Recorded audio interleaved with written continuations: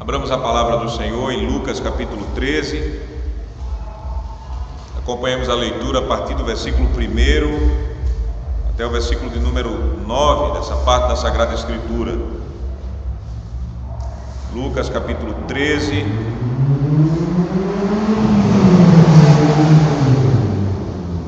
versículo 1 até o versículo de número 9. Diz assim o Evangelho: Naquela mesma ocasião, chegando alguns, falavam a Jesus a respeito dos galileus cujo sangue Pilatos misturara com os sacrifícios que os mesmos realizavam. Ele, porém, lhes disse: Pensais que esses galileus eram mais pecadores do que todos os outros galileus, por terem padecido estas coisas? Não eram, eu vos afirmo. Se, porém, não vos arrependerdes, todos igualmente perecereis. Ou cuidais que aqueles 18 sobre os quais desabou a torre de Siloé e os matou eram mais culpados do que todos os outros habitantes de Jerusalém? Não eram, eu vos afirmo. Mas, se não vos arrependerdes, todos igualmente perecereis. Então Jesus proferiu a seguinte parábola: Certo homem tinha uma figueira plantada na sua vinha, e vindo procurar fruto nela, não achou. Pelo que disse ao viticultor: Há 3 anos venho procurar fruto nessa figueira e não acho.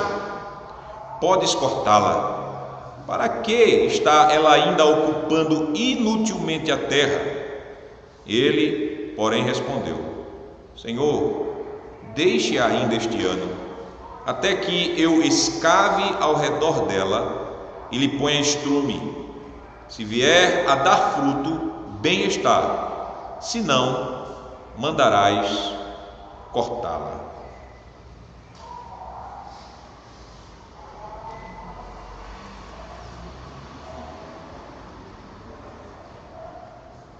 Amados irmãos, mantenham as suas Bíblias abertas, por favor, no texto de Lucas, capítulo de número 13.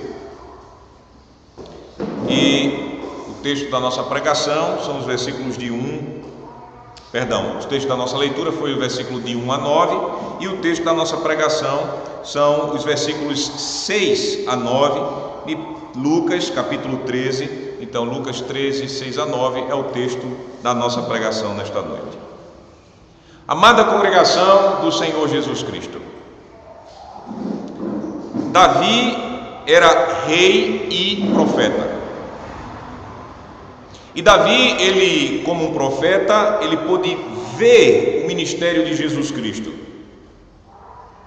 E ele profetizou sobre o ministério de ensino de Jesus Cristo, dizendo no Salmo de número 78, no versículo 1 e 2: Escutai, povo meu, a minha lei, prestai ouvidos às palavras da minha boca. Abrirei os lábios em parábolas e publicarei enigmas dos tempos antigos.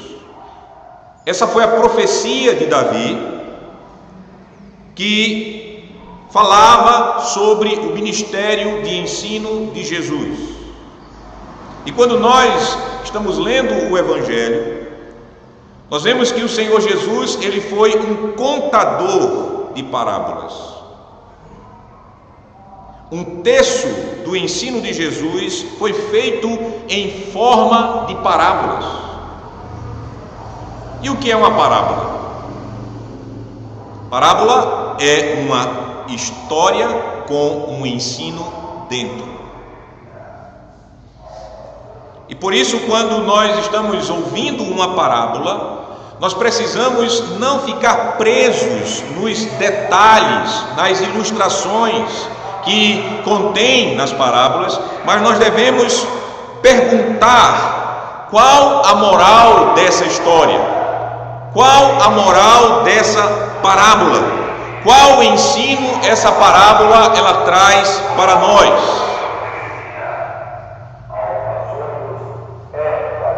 A parábola da figueira infrutífera e do viticultor bondoso é mais uma das parábolas de Jesus. E o Senhor Jesus nessa parábola tem uma advertência séria a todos os homens que estavam ouvindo e que ouvem essa parábola no decorrer de todo o século. Ouça a mensagem do Senhor no seguinte tema: a bondade e paciência do Senhor tem um limite, por isso converta-se logo. Essa é a mensagem que nós iremos ouvir nesta noite do Senhor, com base na parábola da figueira infrutífera e do viticultor bondoso. A bondade e paciência do Senhor tem um limite, por isso, converta-se logo. Um pouco do contexto da passagem que nós lemos em Lucas, capítulo 13, dos versículos 1 a 9. Quando o Senhor Jesus ele falou essa parábola, ele estava perto da sua morte na cruz. Era a viagem final de Jesus para Jerusalém. Ali ele seria preso, ele seria pego e ele seria levado à maldita cruz. E nesse tempo final, o Senhor Jesus, ele não economizou palavras, mas ele alertou clara e abertamente os seus ouvintes sobre a necessidade de conversão e sobre a chegada do juízo que ele trazia sobre a terra. Não havia mais nada para Jesus esconder, tudo estava claro na mente de Jesus, e tudo estava explícito sobre o juízo e a necessidade de arrependimento do povo. O Senhor Deus, o Senhor Jesus, ele disse, quando nós olhamos o capítulo de número 12, a partir do versículo 35 até o versículo 48, Jesus Cristo ele deixa claro que o juízo final ele chegará logo. E o Senhor também, continuando esse ensino, ele deixou claríssimo que ele já estava trazendo o juízo de Deus sobre a terra, ele estava tirando a paz, ele estava dividindo famílias.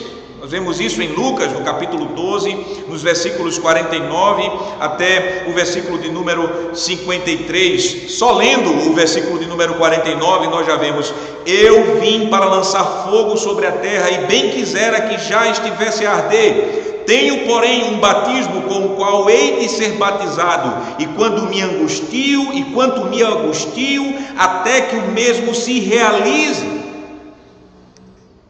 E aí Jesus ele começa a dizer que ele veio para dividir, ele veio para tirar paz, ele veio para de fato trazer juízo de Deus.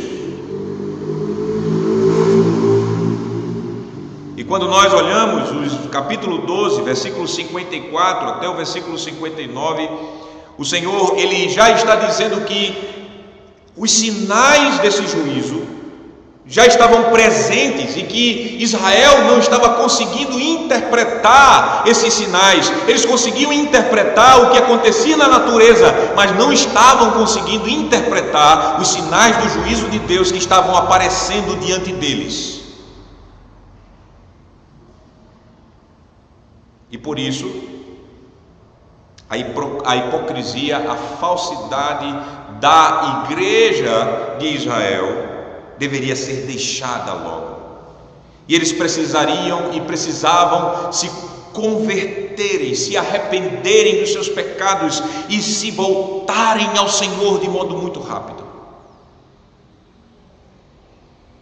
Então, as palavras que antecedem o nosso texto em Lucas capítulo 13, versículo de 1 a 9, são um forte e claro chamado ao arrependimento e o anúncio do juízo que Jesus já estava executando em Israel. E qual foi o resultado dessas palavras de Jesus para aquela multidão que estava ouvindo? nós vemos que as pessoas que estavam ouvindo Jesus, elas não se tocaram quanto ao chamado de arrependimento. Elas até se incomodaram. Algumas se mostraram assim, tocadas. Mas, meus amados irmãos, a atitude deles, qual foi? Eles se chegaram a Jesus, falaram sobre um triste e terrível acontecimento. Veja o versículo número 1, capítulo 13, versículo 1. Naquela mesma ocasião, então mostra que naquele momento, chegando alguns, falavam a Jesus a respeito dos galileus cujo sangue Pilatos misturara com os sacrifícios que os mesmos realizavam. Eles trouxeram um acontecimento triste, terrível, que era do conhecimento de todos naquela época. O cruel ato de Pilatos, que era o governador romano, de matar certos galileus, enquanto estes galileus estavam oferecendo sacrifícios ao Senhor. Agora notem a reação de Jesus a esse relato. Notem as palavras de Jesus no versículo número 2. Ele, Jesus, porém, lhes disse: pensais que esses galileus eram mais pecadores do que todos os outros galileus, por terem padecido estas coisas? Não eram, eu vos afirmo, se porém não vos arrependerdes, todos igualmente perecereis. Versículo 13. Pela resposta de Jesus no versículo 2 e pela afirmação de Jesus no versículo 3, parece que esses alguns que o procuraram, esses alguns que estavam incomodados com a palavra de juízo que Jesus havia já dito no capítulo 12, eles estavam como se dissessem: mestre, não somos tão pecadores, não somos tão dignos de um rápido e de um severo juízo de Deus. Eles estavam desconversando. Porque normalmente quando uma palavra de juízo e um chamado de arrependimento, ele toca num pecador que está duro em seu pecado, ao invés dele dizer: sim, de fato eu tenho que me arrepender, os pecadores, eles acham muito mais fácil sair pela tangente, pela direita, pela esquerda, desconversar, trazer um assunto à frente para ver se desvia a atenção daquele que o exorta, daquele que o chama ao arrependimento, daquele que diz a ele a vontade de Deus para a sua vida. Foi assim com esses homens.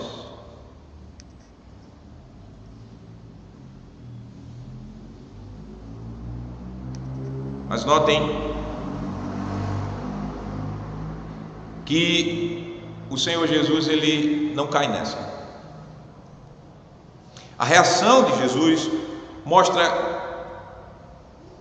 que ele não perde o foco da sua exortação. A reação de Jesus mostra que ele também não estimulou aqueles pecadores de modo nenhum a se achar menos dignos do juízo de Deus que aqueles pecadores que morreram de modo terrível, aqueles galileus que morreram de modo terrível pela mão de Pilatos. Notem que Jesus disse que aqueles galileus mortos não eram piores que os demais galileus que estavam vivos. E percebam que Jesus Cristo usou o que foi citado pelos alguns, para ao invés de dizer: é verdade, possivelmente eles eram mais pecadores do que os demais galileus, do que vocês que aqui estão. Mas Jesus, ele usa o que é trazido a ele para chamar os seus ouvintes ao arrependimento novamente.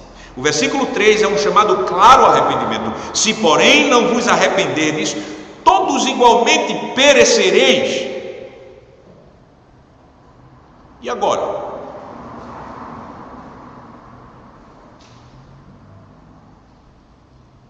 Vem o versículo de número 4.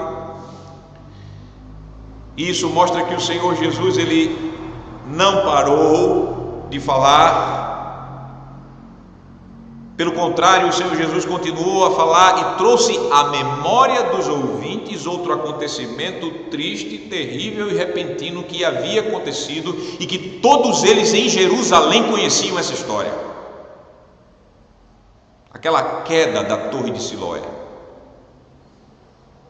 que matou 18 pessoas. Versículo de número 4, o texto diz: ou cuidais que aqueles 18 sobre os quais desabou a Torre de Siloé e os matou, eram mais culpados que todos os outros habitantes de Jerusalém? Se aqueles alguns estavam incomodados e queriam tirar a atenção de Jesus com aquela história de Pilatos, Jesus dá outra história para eles pensarem, e uma história que não tem a ver agora com uma ação direta da mão de um homem, mas de uma torre que cai, ou seja, a própria providência de Deus. Não que a providência não agiu na situação de Pilatos, mas algo que eles nem esperavam. Uma torre caiu por cima deles e os matou, aqueles 18. Uma sociedade supersticiosa, como era a sociedade de Israel naqueles dias, para uma sociedade onde eles imaginam que a salvação é por meio de obras e não pela graça de Deus, eles poderiam cair no mesmo erro que é comum nos nossos dias. Se aquele cara morreu daquele jeito, rapaz, de fato ele não prestava. O Senhor Jesus, ele não vai fazer isso. A resposta de Jesus foi dar um acontecimento, outro acontecimento terrível, repentino, que na mente deles, com certeza, era juízo de Deus. E diz, versículo 5: não eram, ou seja, eles não eram mais culpados que todos os outros habitantes de Jerusalém. Não eram, eu vou-lo afirmo. Mas se não vos arrependerdes, todos igualmente perecereis. Praticamente a mesma palavra do versículo 3.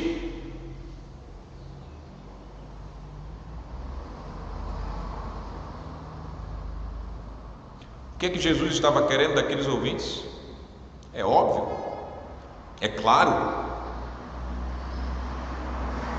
Jesus, ele quer que eles parem de se acharem menos culpados, menos pecadores que os demais pecadores que morreram de forma repentina, terrível e triste. Jesus quer que eles se arrependam logo, que eles se convertam dos seus maus caminhos, voltem para o Senhor, façam isso logo mesmo, pois Jesus diz 2 vezes: se vocês não se arrependerem, não vos arrependerdes, todos igualmente perecereis. Claro que aqueles que estavam ali ouvindo essa palavra de Jesus, Jesus não está dizendo que eles teriam o mesmo tipo de morte daqueles que Pilatos matou, e nem que uma outra torre cairia sobre a cabeça deles. Jesus não está falando isso. O que o Senhor lhe está querendo dizer é que um tipo de morte tão repentina, triste e terrível, acontecerá com quem não se arrepender do seu pecado.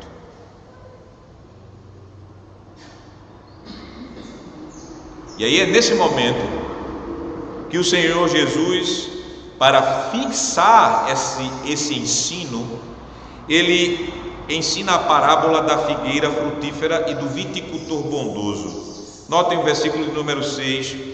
Então, o texto diz: Jesus proferiu a seguinte parábola. A parábola ela segue o que Jesus acaba de dizer. Certo homem tinha uma figueira plantada na sua vinha e, vindo procurar fruto nela, não achou.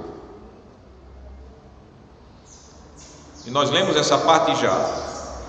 E se você ainda lembra, e eu peço que você tenha em mente a passagem, essa parábola ela tem 3 personagens. Tem o dono da vinha, tem o viticultor, aquele homem que cuida da vinha, a plantação de uva, e tem a figueira infrutífera. Esses 3 personagens estão presentes na parábola, e o cenário é a vinha, a plantação de uva. E no versículo de número 6, o homem tem uma figueira em uma vinha, o texto diz, que era uma prática não estranha, mas comum em Israel. Às vezes um homem tinha uma vinha grande e ele queria sentir o sabor dos figos, que é uma fruta gostosa, doce, e ele reservava um lugarzinho na sua vinha, deixava de plantar um pé de uva que iria dar mais dinheiro a ele, e dizia: vou colocar essa vinha ali, figueira que diga, essa figueira ali, para eu poder desfrutar dos doces frutos dela.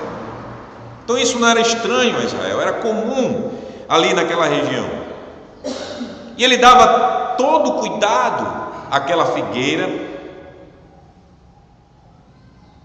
Ele encarregava os seus empregados de trabalharem para que essa figueira produzisse um fruto. E como é comum a figueira, ela precisa no mínimo, para começar a dar fruto no seu estágio, 3 anos. Então notem que um tempo já havia passado, cuidado já havia sido dado, investimento, expectativa, para aquele agricultor ele poder provar o resultado do seu amor, da sua dedicação para com aquela figueira. Mas o que aconteceu? O versículo número 7 diz: há 3 anos venho procurar fruto nesta figueira e não acho. Figueira é um tipo de árvore que, quando ela está bem com folhas, então ela está indicando que tem frutos. E por isso você lembra daquela figueira que Jesus ele amaldiçoou. Ela tinha muita folhagem, então Jesus foi procurar frutos nela e Jesus não encontrou frutos na figueira, e Jesus amaldiçoou aquela figueira porque ela estava aparentemente frutífera, mas não tinha fruto. Então notem que aquele dono da vinha estava indo há 3 anos procurar figos na figueira florida, mas ele não achava. E o que é que ele faz? Ele diz: pode cortá-la, corte-a. Para quê? A pergunta é: para que está ela ainda ocupando inutilmente a terra? Meus amados irmãos, isso é muito claro. Eu acho que qualquer um de nós aqui, que se estivéssemos na situação daquele dono da vinha, que não precisava da vinha, que não precisava da figueira, ficaria frustrado, decepcionado.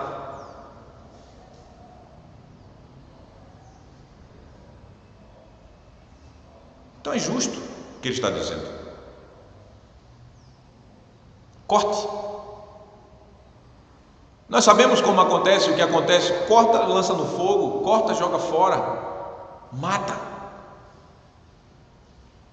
Porque a figueira não cumpre a função dela. Qual a função da figueira? É dar fruto, e ela não dava fruto. Você não planta uma árvore frutífera por enfeite.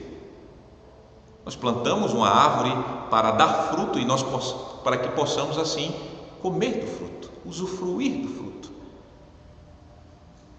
E por isso é inútil, não tinha utilidade, não tinha porquê. Essa palavra mostra que era prejuízo tê-la na vinha, porque de fato ela estava ocupando o lugar de uma videira. Corte-a. Sua atitude, a minha atitude não seria diferente, eu acho, da atitude daquele dono. Ele foi bondoso, ele foi paciente, ele esperou 3 anos e aí resolveu fazer o que deveria fazer. Corte. E aqui, quando a gente chega no versículo 7, a gente vê uma tensão na história. Sabe aquele tchan, tchan, tchan, tchan, quando você está assistindo um filme?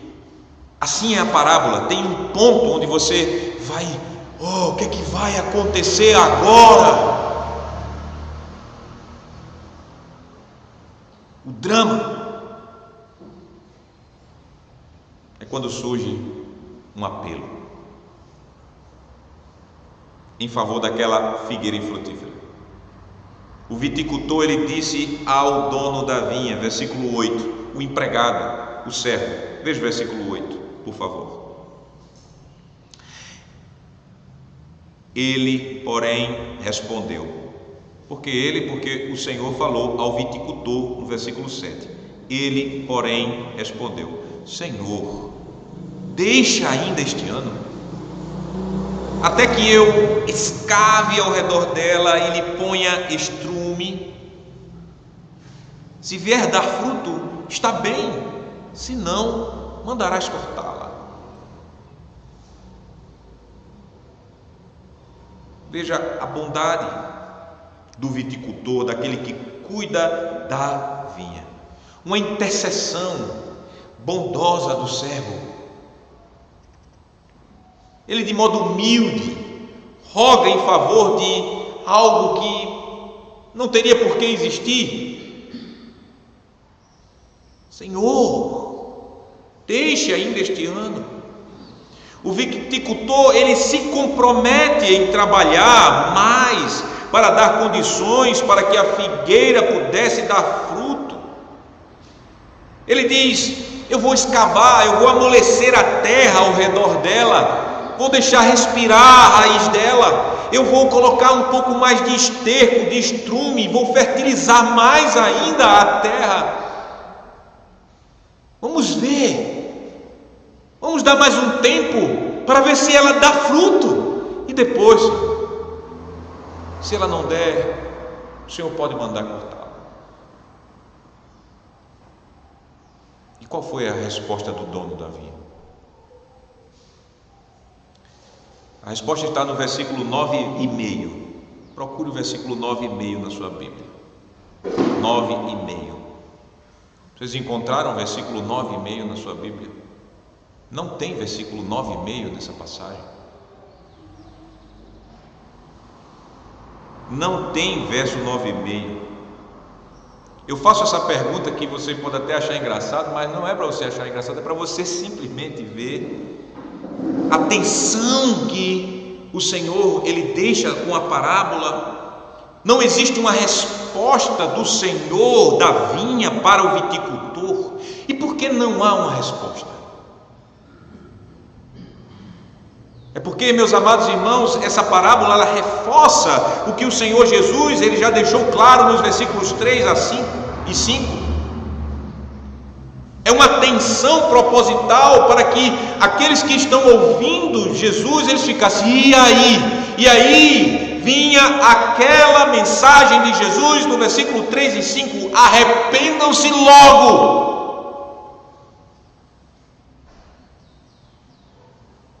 Porque a mensagem dessa parábola nós podemos inferir é que a bondade e paciência do Senhor tem um limite. Por isso, converta-se logo. Veja que a mensagem já foi: corte-a. Mas o viticultor, ele diz: deixe ainda este ano. Deixe mais um ano, mais um tempo. Já havia passado 3 anos, além de todo o tempo da vida adulta da planta.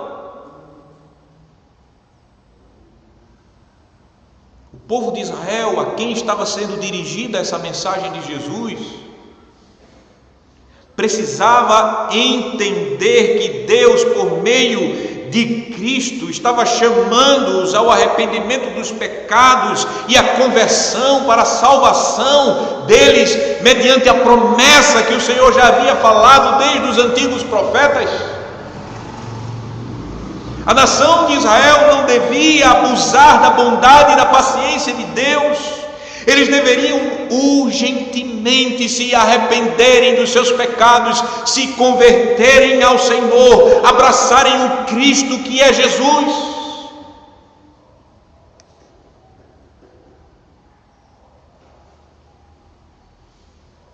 Quando nós olhamos para Israel como sendo a figueira e vemos a história de Israel e o que Deus no Antigo Testamento vem falando a Israel, quando nós lemos os Salmos, por exemplo, dizendo que era um povo de dura cerviz, que desde quando o Senhor tirou do Egito, esse povo ficava dando trabalho a ele, e ele chamando. Quando nós lemos todos os profetas, quando nós vemos o início do ministério de João Batista, imagine 400 anos sem uma mensagem profética sendo proferida na igreja para Israel, que era a igreja, e aí aparece João Batista no deserto, clamando, chamando Israel ao arrependimento, para que o ministério dele fosse converter pais a filhos ao Senhor. Quando João Batista aponta para Jesus e diz: eis o Cordeiro de Deus que tira o pecado do mundo, Israel, por meio da sua liderança, mantém-se com a cerviz dura, rejeitando o Salvador. Quantos anos Deus estava dando a Israel?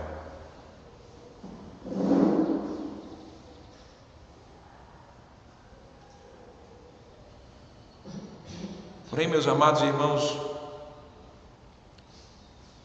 apesar de Deus ter mantido sua bondade, sua paciência, dando todos os privilégios aos judeus, dando-lhes a lei, dando-lhes as alianças, levantando profetas, por fim enviando o seu próprio Filho Jesus Cristo para salvar Israel, os judeus não atentaram, os judeus não atenderam à bondade e paciência do Senhor que se revelava em Jesus Cristo. Pelo contrário, eles negaram Cristo, o Salvador. Eles conspiraram contra Jesus. Os que era seu não o receberam. Eles mataram o Senhor da vida por mão de iníquos. Veja a que ponto Israel, como a igreja do Antigo Testamento, reagiu para com a bondade e paciência do Senhor.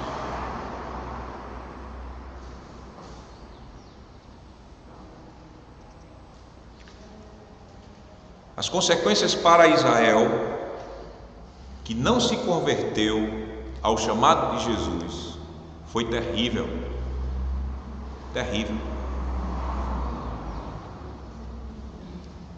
Pois 40 anos após essa mensagem de Jesus para Israel, Jerusalém foi cercada pelos exércitos romanos, comandados por Tito.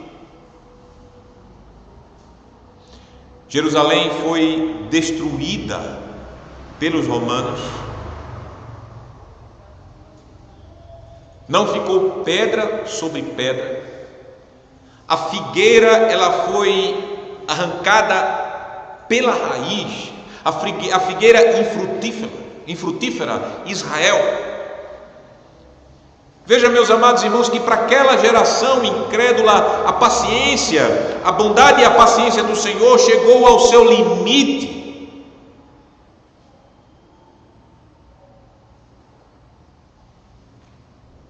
e o juízo do Senhor chegou. Concluindo, meus irmãos,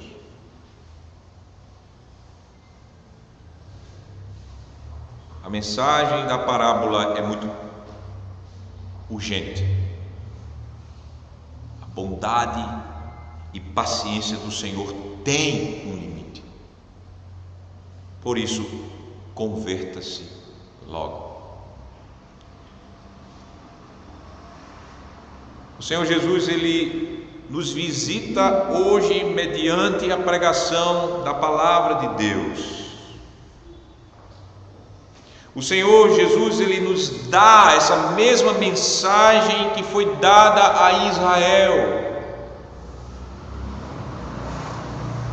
O Senhor Jesus, Ele nos mostra que Ele busca frutos da verdadeira fé em cada um de nós, independente de nossas posições dentro da igreja.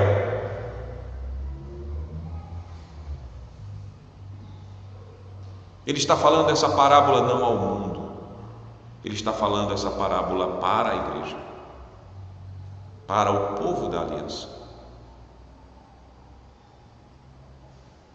Por isso eu pergunto, meu amado irmão, minha amada irmã em Cristo, a sua vida mostra que você é uma figueira frutífera ou uma figueira infrutífera? O que é que as suas atitudes mostram? O que as suas obras manifestam são os frutos da sua vida. O que as suas obras mostram é a sua resposta a toda a bondade e a toda a paciência do Senhor para com você.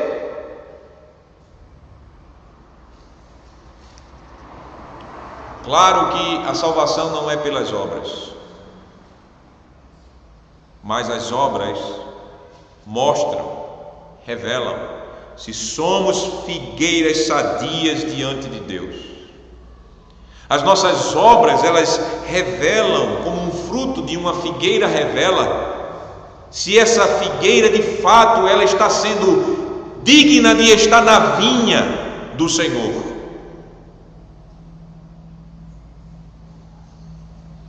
As suas obras mostram se de fato você foi convertido ou convertida pelo Senhor Jesus Cristo.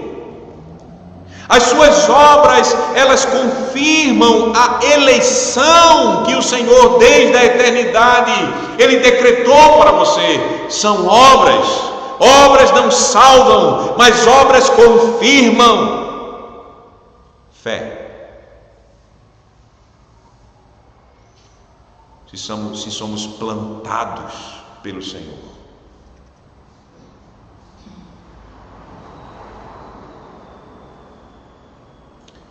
Se em minha vida eu não estou dando frutos dignos de arrependimento, alguma coisa errada está dentro de mim. Porque não é natural aqueles que são enxertados em Jesus Cristo não produzir frutos de arrependimento. Como não é natural uma planta que foi criada para dar frutos, não dar frutos. Como não é aceitável uma planta que é plantada, cuidada, regada, fertilizada, não dar frutos. Bote isso na sua cabeça.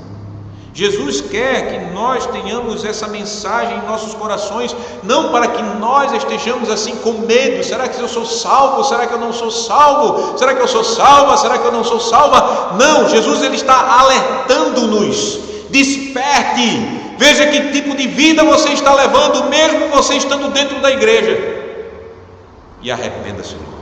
Se caso você não estiver mostrando frutos de verdadeiro arrependimento. Assim como Israel foi chamado por Jesus, Jesus nos chama a uma verdadeira conversão, a um verdadeiro arrependimento. a vivermos a verdadeira fé em Cristo Jesus. Fé que se mostra e se concretiza em obras. Obras que são feitas conforme a lei de Deus.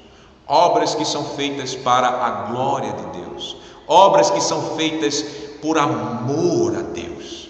Obras que são feitas para o benefício do próximo. Obras que é o modo de você ver a fé viva.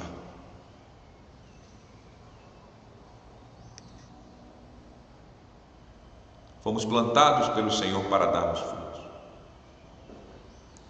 Por isso, ninguém dentro da igreja pode pensar que a bondade e a paciência do Senhor para com ele, que quer viver em pecado, em transgressão,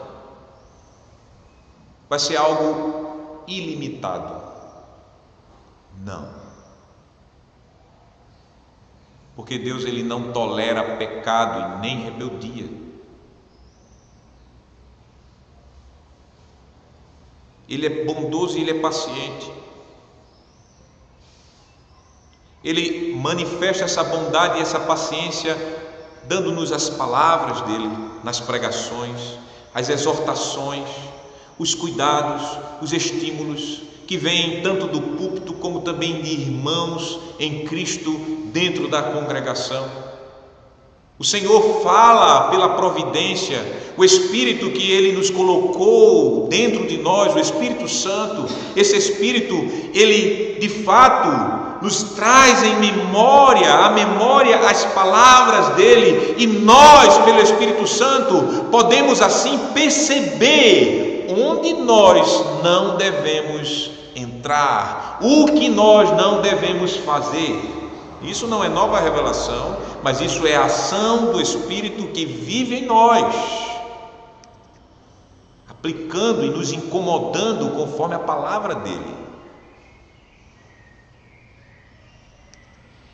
Isso tudo é manifestação da paciência de Deus. Isto tudo é bondade de Deus, porque se Deus ele não nos amasse, se Deus ele não quisesse o nosso bem, Ele não nos educaria, Ele não nos exortaria, Ele não nos enfrentaria, Ele não estaria nos chamando a um autoexame constantemente, se Ele não nos amasse, se Ele não fosse bom, se Ele não fosse paciente. Por isso que essa palavra é fruto da bondade e da paciência de Deus para conosco, chamando-nos a nos examinarmos, a vermos o que estamos fazendo. Ceia será no domingo que vem, a ceia do Senhor, o autoexame irá nos chamar a atenção na forma, mas esse autoexame é algo constante em nossas vidas. Não, repito, para termos uma vida de insegurança de salvação, não é isso, mas uma vida de gratidão e cada vez mais de gratidão ao Senhor. Por isso, se alguém que ouve essa pregação, que é membro da igreja do Senhor, mas que está vivendo uma vida em pecado, seja qualquer pecado, não somente aqueles que nós normalmente achamos que sejam os pecados dos pecados, como roubar, adulterar, que as pessoas parecem que só tem 2 tipos de mandamentos: não furtarás, não adulterarás. Não, estou falando de todo e qualquer pecado. Se você está vivendo uma vida infrutífera, que não é somente uma vida de pecado, mas também uma vida que não produz obras para a glória de Deus, uma vida de omissão para com as suas tarefas, a mensagem do Senhor é: arrependa-se logo. Mude sua mente para com o seu pecado. Abomine de todo o coração o seu pecado. Não o aceite de bom grado. Não o ache normal. porque não é normal o pecado, nunca foi normal o pecado. Rejeite-o como rejeita a morte, porque pecado é morte. E viva para o Senhor, porque Ele te plantou para Ele, Ele te colocou em posição de honra,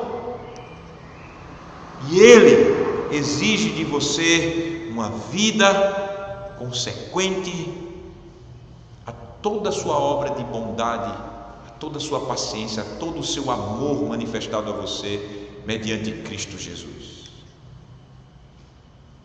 Por isso, confiado na graça de Deus, você viva o chamado de Jesus. Se está vivendo uma vida de pecado, arrependa-se logo. Se de omissão e de não fazer a vontade de Deus também, que é pecado, arrependa-se logo.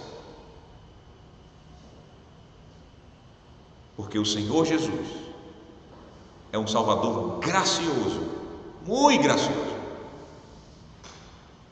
E por pura graça, Ele garante a nossa salvação do juízo de Deus.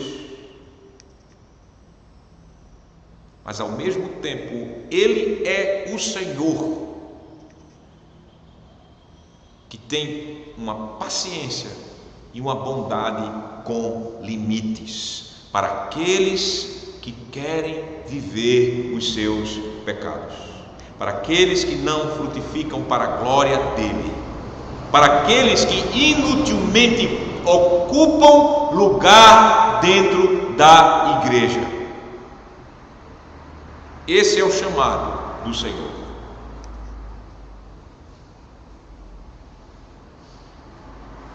Converta-se logo, arrependa-se logo. Amém.